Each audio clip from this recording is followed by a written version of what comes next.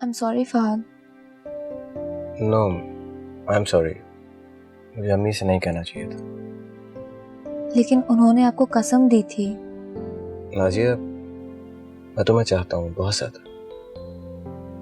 तुम मुझे छोड़ तो नहीं दोगी? कभी भी नहीं। मैं आपके साथ हूँ फहद, और हमेशा रहूंगी। अगर वो तुम्हारी ज़िंदगी में वापस आ गया तब भी? वो मेरी जिंदगी से जा चुका है फहद। वो उसी दिन मर गया था जिस दिन मैं आपके घर आपकी बीवी बन के आई थी।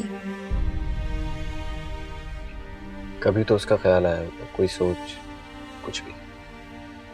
अगर कभी गलती से भी उसके बारे में सोचा होगा तो अब उसका तस्वुर मेरे करीब से भी नहीं गुजरेगा। तुम्हारी इस बात पे यकीन कर लो। आप मुझ पर भरोसा कीजिए फहद। अब मैं सिर्फ आपको चाहती हूँ। आप मेरे शौहर हैं और अब हमारे बीच में कोई भी नहीं आएगा।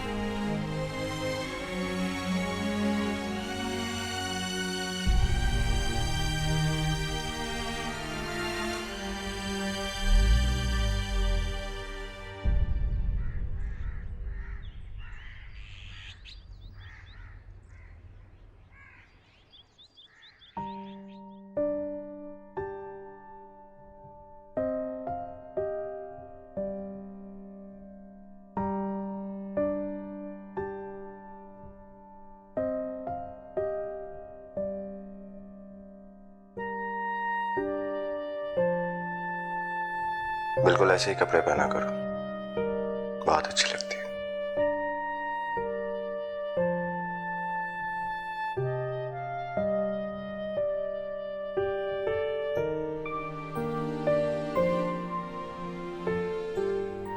I love you.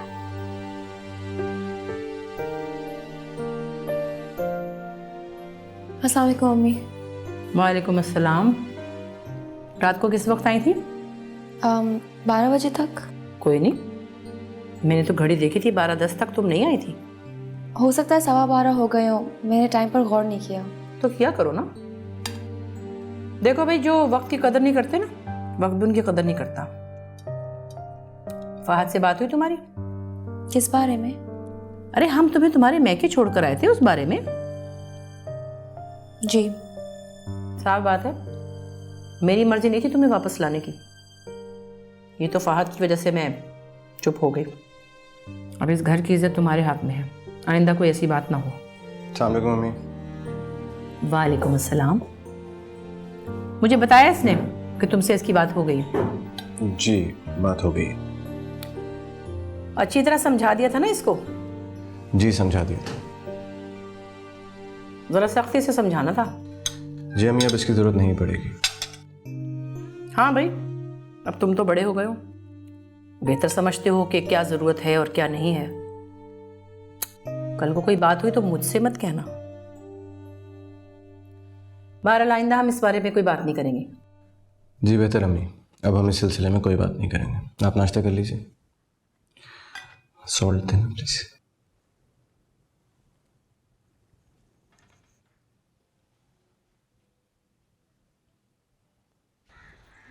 नाजिया देखो, तुम अम्मी की बातों का बुरा मत मनाया करो। वो दिल की बहुत अच्छी हैं, और तुम उसको इस तरह से देखो कि शायद तुम्हारी अम्मी ने भी तुम्हें कभी डांटा होगा बिला वजह। तुमने बुरा नहीं मनाया होगा।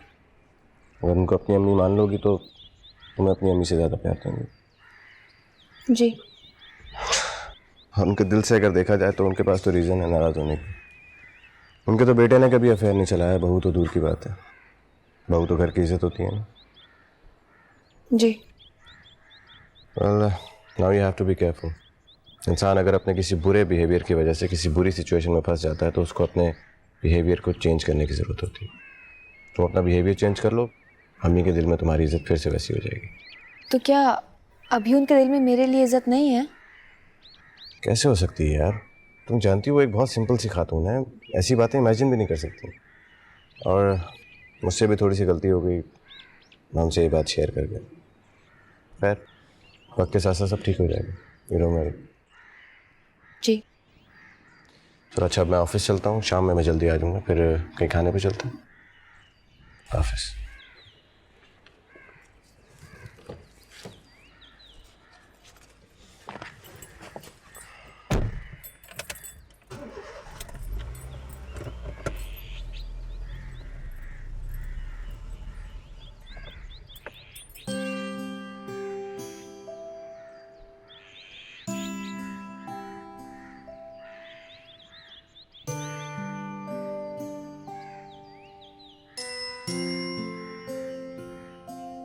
अरे आ गई तुम?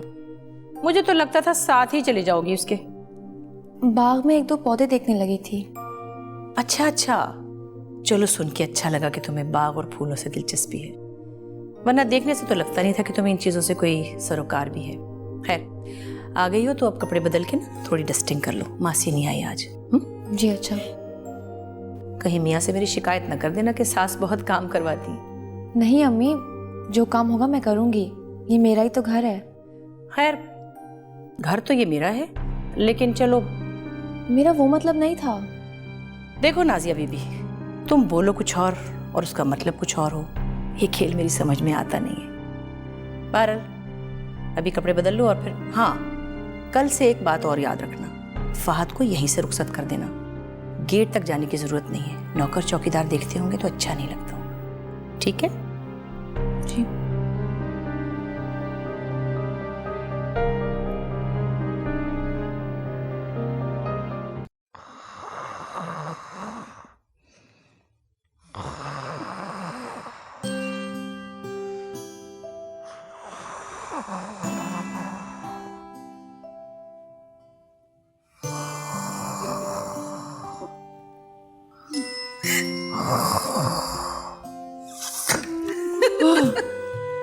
बाबूजी कितनी जोर से खर्राटे लेने लगी हैं आप। कोई नहीं। अरे तो मैं क्या झूठ बोल रही हूँ, पूछ ले सलीमा से। मुझे पता है तो क्यों पूछूं?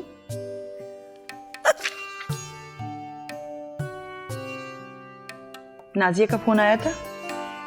मैंने फोन किया था। ठीक है ना वो? हाँ ठीक तो है, लेकिन सारे घर का कामकाज संभाल लिया उसने। अच्छा, ये तो बहुत अच्छी बात है, उसे सफाई सुथराई का शौक भी बहुत है। हाँ शौक तो है, लेकिन सारे घर के कपड़े भी धो रही है। मुझे तो लगता है जिसकी सास है ना, जानबूझ के ये सारे घर के काम करवाती है उससे। छोड़ें भी बाबूजी, अगर करवा भी रही हैं तो क्या फर्क पड़ता है। नहीं, काम करने में तो कोई बुराई नहीं है, लेकिन अगर सास बदले में करा रही है तो ये तो अच्छी बात नहीं है ना साजदा। भाई मैं सोच रही हूँ कि अब बच्चियों की शादी हो गई है और हम 3 अकेले हैं इतने बड़े घर में, क्यों न इस घर को बेच के कोई छोटा सा घर या कोई फ्लैट ले लें। ये क्या कह रही हैं आप बाबूजी? अब देखो ना, ये घर जायदाद मकान ये सब इंसान की खुशी के लिए होते हैं। बच्चियों को जहेज ना देना, तुम्हारा इलाज ना करवाना, ऑपरेशन ना करवाना, ये कहाँ की अक्लमंदी है कि इतने बड़े घर में हम बैठे रहें। अगर आपका ख्याल है कि मकान बेच के मैं अपना इलाज करवाऊंगी तो गलत फहमी है आपकी। और बच्चियों की शादी हो गई ना, अब क्या दोबारा जहेज बनाएंगे? लेकिन उन्हें